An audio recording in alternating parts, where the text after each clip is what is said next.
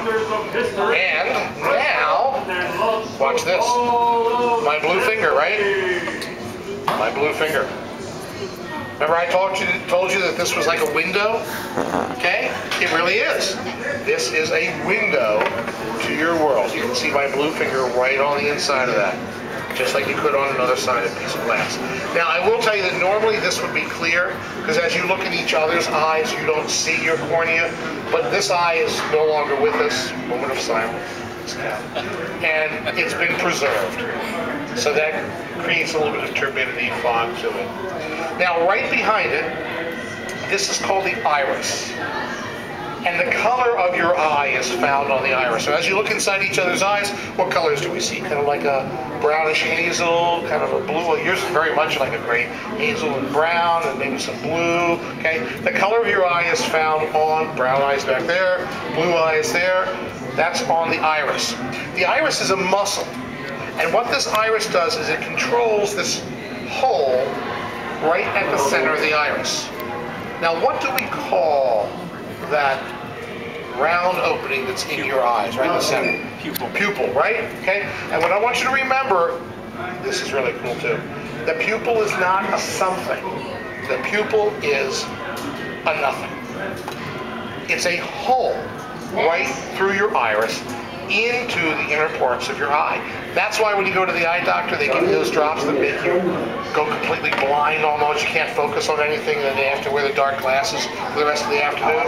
Okay, what the doctor is doing is he's opening up that pupil as large as possible, so literally they can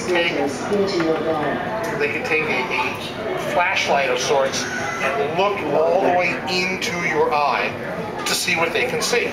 Okay?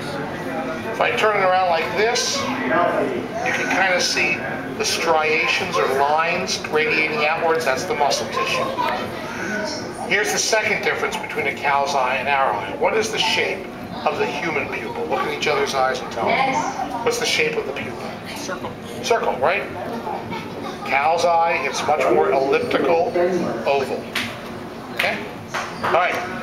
Now, once the light comes into the eye, if it's you're in a dark area, the iris will open up that pupil opening to let as much light in as possible. If you go outside right now where it's incredibly bright, you'll squint for a couple of minutes, and then you'll be okay. Well, that's because the iris is closing down that pupil opening. As the light comes into your eye, it now has to be focused onto the back of the eye. And that's the job of this little gem here called the lens.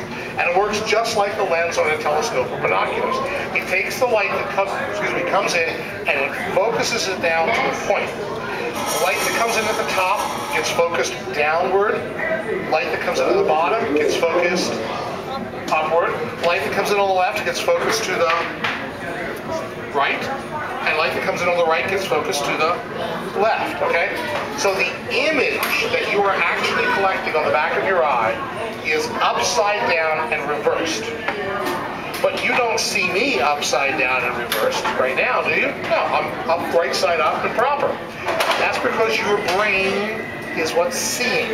It takes the transmitted image and it translates it by flipping it the proper way.